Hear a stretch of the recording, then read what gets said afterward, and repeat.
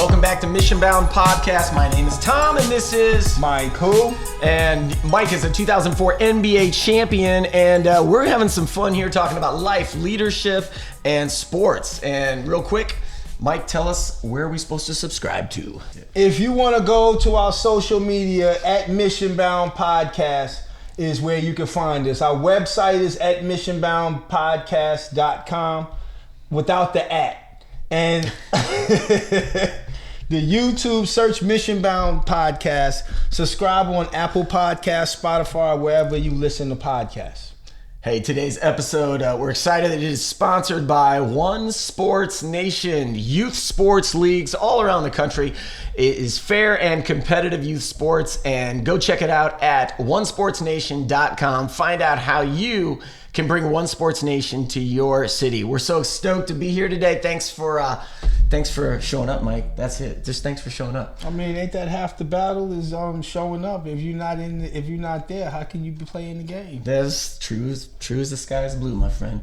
So hey, we're gonna be talking today. Let's just talk a little bit about what do you think's going on in the NBA? The finals just wrapped up. You know, they went through their COVID season. They lived in the bubble. Orlando's going to be different. It seems like to me like the NBA is kind of on a new path. What do you see? You played in the NBA for 13 years. What do you see right now? I mean, I don't think it's on a new path. I think that they had to adjust to this year. It was either lose sports or shelter the athletes from the rest of the country and, minus fans, and still give the people an opportunity to still see their greatest see some of the greatest athletes in the world still play the game televised. The only interesting thing is going to be moving forward. Where do you go with fan base? I think that was the biggest problem in all sports, was how they were handling, fan base during COVID. I really don't think that there was no gain in having a video screen of people in the stands and the fake sound of fans screaming. Sure. But at the same time, if none of this is happening, this is what the players are used to. And so they're used to these frequencies during the game. And maybe that will change the difference if all you hear is crickets. And so you might need that. I don't know. It'd feel like a practice, wouldn't it? Of course. Even this season felt like an AAU season. Even though you can't tell that to the players because they're giving 110%, and whoever wins the championship earned it. And I know the only difference between this championship and any championship in the past is the fans got to celebrate it on wherever the court was that was the game was won on. Right. That's the only difference, is the fans only can celebrate this from a standpoint from television, but no one is going to be up close and personal with it. That's the biggest difference. So if a 10 is one of the greatest NBA moments ever in the arena, what would you rate this last bubble season as? Would you say it wouldn't have gone higher than a 5 in your mind, as far as what an NBA experience looks like? I mean, mentally, I think this is probably one of the toughest NBA championships, because mentally what the players had to deal with, think about it, they wasn't able to see their families for months, and you just hanging around guys, your teammates and other team players every single day for however long. And can you imagine how tough that was mentally on a lot of these players? And so, when they're used to their freedom, it was almost like a modern day camp. Yeah, you can say like a camp. You can say even, you can't go here. You can't. Only thing that they wasn't telling them was that when to turn their light off. Yeah, these are grown men suddenly having all these rules. You can't leave at all. And if you do, I dare you. There will be consequences. So can we say the words Daniel House? Could we say that? But that's also, he didn't leave. He had someone inside. He had a guest. And you can affect everyone that's in there. So, you look at someone that he's young and he feels like he needs some company, and now he's putting everyone in jeopardy. And so these are all the things that a person has to think about, not just putting the ball in the hole. So I'm like, if we had to do, and they haven't officially announced what the next season's going to look like or how they're going to do it, but if the next season looked like the season in the bubble, I don't know if I'd be for it. I don't know if I'd be like, oh, let's do that all over again. I felt like I was okay with it for 3 months, for 90 days or 120 days, whatever it was, a short window.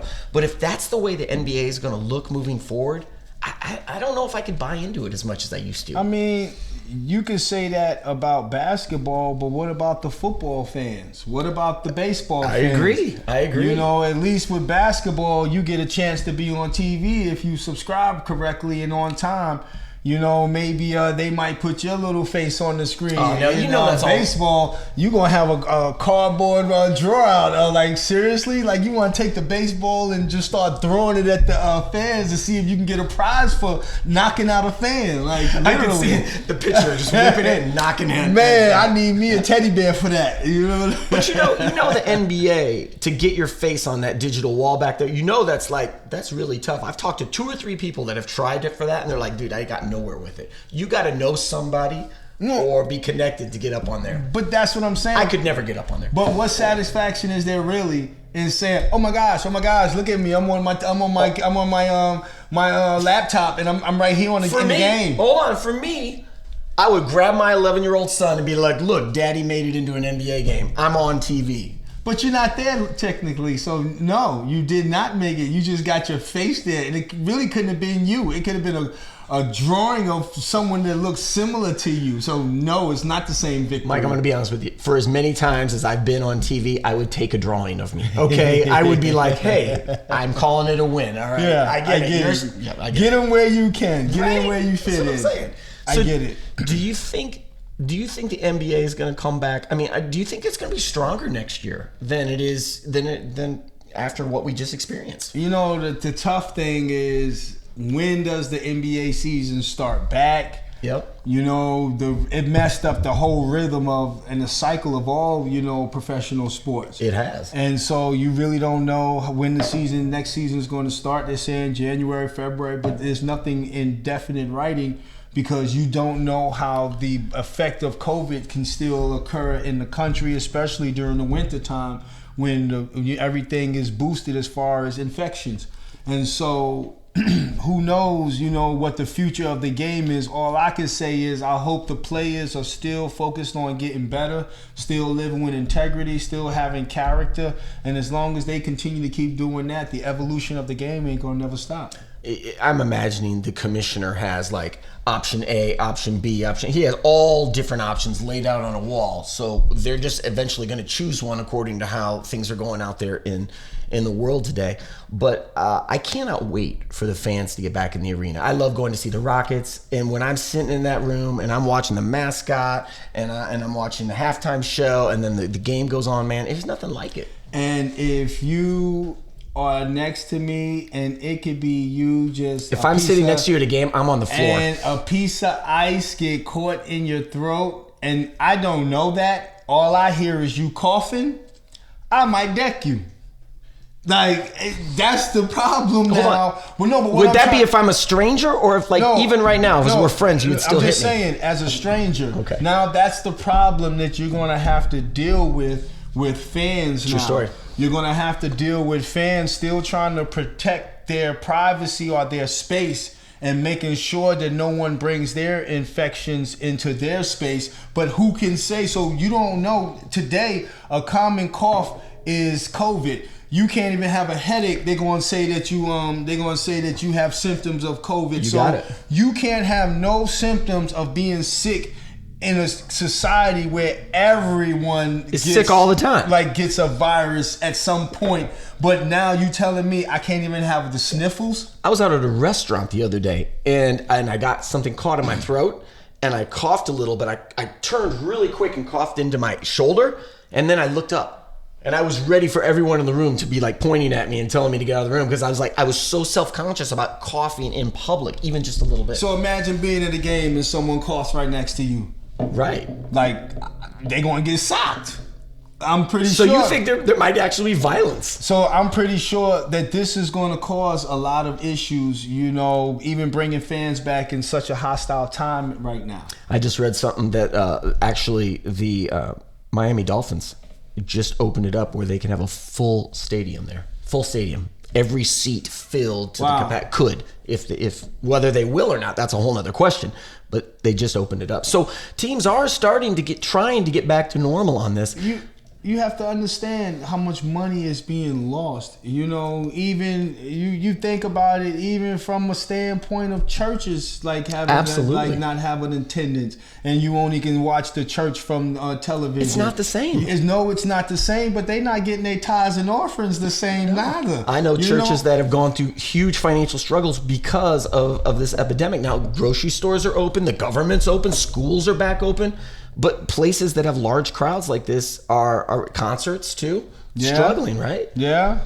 You know, nightclubs. I mean, restaurants. You know, this is a tough time for businesses that are in servant industry. Yeah. You know, anything that has to do with serving to someone else, man, you're struggling. From the barbershops to stylists to it's difficult because you don't know. When you're around anyone, you don't know. So think about being at a basketball game, thinking about, professional athletes are getting sick. The coaches are getting sick. Like, they're canceling football games now because multiple players on the team are coming up sick. Right. So there's no way to get around it.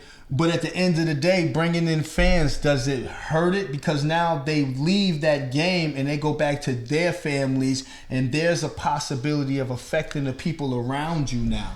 So my friend basically said it to me like this early on when COVID hit. He said, hey, COVID is not going to go away.